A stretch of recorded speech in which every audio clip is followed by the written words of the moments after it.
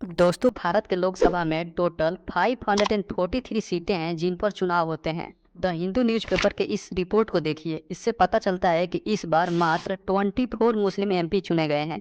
यानी total seat के only 4.4% सीटों पर मुस्लिम एमपी चुने गए। मुस्लिम पॉपुलेशन इंडिया में सेंसस 2011 के हिसाब से लगभग 14% है। ऐसे में इतने कम मुस्लिम एमपी क्यों चुने गए? इसके पीछे क्या कारण हो सकता है? इसके पीछे कारण है भारत की सबसे ज़्यादा सीटें जीतने वाली पार्टी बीजेपी।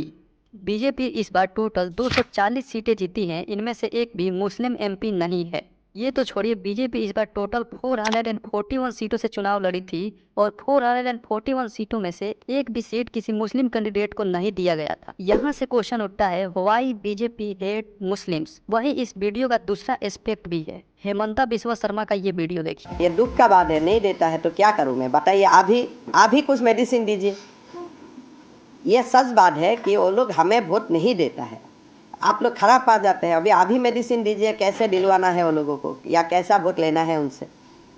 हम तो ये नहीं बोल रहा हूँ कि विकास नहीं होगा। इस वीडियो में हेमंता बिस्वा शर्मा ने दावा किया कि मुस्लिम पॉपुलेशन बीजेपी को वोट नहीं देती है। आखिर क्या मामला है ये दोस्तों? बीजेपी मुस्लिम को हेट करती है और मुस्लिम पॉपुलेशन बीजेपी को वोट नहीं देती है। आइए गहराई से समझते हैं इसको इस वीडियो में। इन दोनों प्रश्नों का जवाब बीजेपी के इतिहास में छुपा हुआ है। बीजेपी को इतिहास को खंगाले तो हम चलते हैं ईयर 1918 में। ये वो साल था जब बीजेपी फाउंड हुई थी। लेकिन एकदम से कोई पार्टी ऐसे अचानक से नहीं बन जाती है। इसके पीछे कुछ तो कारण रहा होगा, कुछ तो मुद्दा रहा होगा। उस कारण और मुद्दा को समझने के लिए हम चलते हैं 30 साल और पीछे, 1951 में। 1951 में एक पार्टी फाउंड होती है जिसका नाम था भारतीय जनसंघ। इस पार्टी के फाउंडर मेंबर थे लेट दीनदयाल उपाध्याय, श्यामा प्रसाद मुखर्जी एंड बलराज माधव। 1951 में ये पार्टी बनी और 1952 पहले लोकसभा में इस पार्टी को मात्र 3 सीटें मिलती है। और fast forward 32 year Lok Sabha election 1984, इस साल इस पार्टी को मिलती है मात्र 2 सीटें। इस समय तक ये पार्टी बीजेपी में कन्वर्ट हो चुकी थी। यानी 32 सालों में इस पार्टी का प्रोग्रेस था 3 सीट से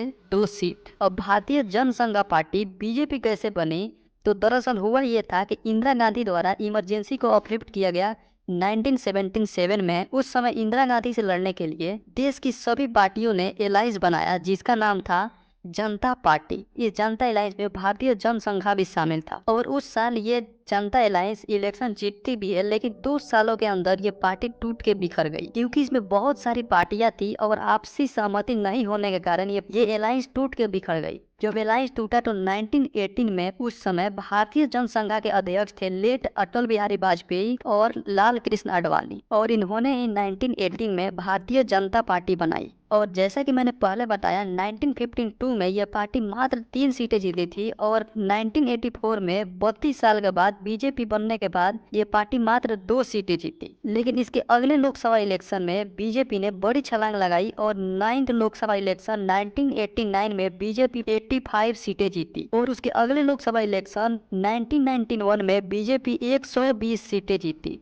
बीजेपी के इस इतने बड़े छलांग के पीछे कारण था इस पार्टी का आइडियोलॉजी। बीजेपी पार्टी जब बनी थी 1918 में, उस समय इस पार्टी का आइडियोलॉजी हुआ करता था गार्डियन सेकुलरिज्म। लेकिन जब इस पार्टी को सफलता नहीं मिली तो 1984 के इलेक्शन से पहले इस पार्टी का आइडियोलॉजी बदलकर हिंदुत्व रख दिया गया। ये वही वर्ड है जिसके ओरेटर है विनायक दामोदर सावरकर, जो कि एक हिंदू राष्ट्र बनाने की बात करते हैं और हिंदुइज्म को इम्फेसाइज करते हैं। इसके अलावा ईयर 1986 बीजेपी के लिए गोल्डन ईयर साबित हुआ। 1986 में बीजेपी को बहुत ज्यादा पॉपुलैरिटी मिली। इसके पीछे कारण थी 2 महत्वपूर्ण घटनाएं। पहली घटना थी 1986 में भोपाल का शाह बानो केस। शॉर्ट में इस केस को समझे तो ये जो महिला थी शाह बानो, इनके हस्बैंड के साथ इनका डिवोर्स होता है। इनके हस्बैंड का नाम था मोहम्मद अहमद खान। शाह बानो के 5 बच्चे भी थे और डिवोर्स के कुछ समय बाद ही मोहम्मद अहमद खान गुजारा भत्ता देना बंद कर देते हैं। इसके विरोध में ये डिस्ट्रिक्ट कोर्ट जाती है। डिस्ट्रिक्ट कोर्ट में इनका जीत होता है और मोहम्मद अहमद खान को कोर्ट गुजारा भत्ता देने के लिए कहता है। लेकिन मोहम्मद अहमद खान इस कोर्ट के फैसले के विरोध जाते हैं और सुप्रीम कोर्ट में दलील देते हैं। इनका दलील ये था कि मुस्लिम पर्सनल लॉ के हिसाब से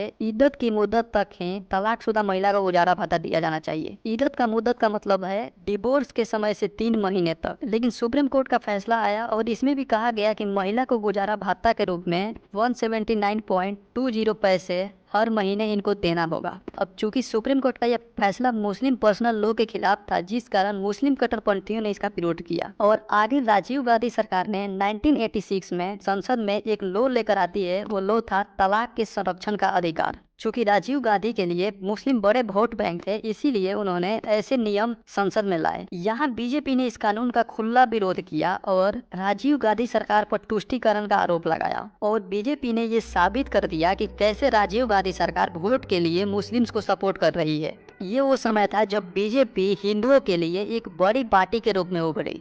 बीजेपी ने जब राजीव गांधी सरकार का विरोध किया तो बीजेपी को हिंदुओं की तरफ से काफी सपोर्ट मिला। और दूसरा कारण था 1986 में अयोध्या बाबरी मस्जिद डिस्प्यूट। जैसा कि हम जानते हैं कि बीजेपी ने काफी सपोर्ट किया राम मंदिर को बनाने को लेकर और विश्व हिंदू परिषद के साथ मिलकर कई मूवमेंट किए, रथ यात्रा निकाला।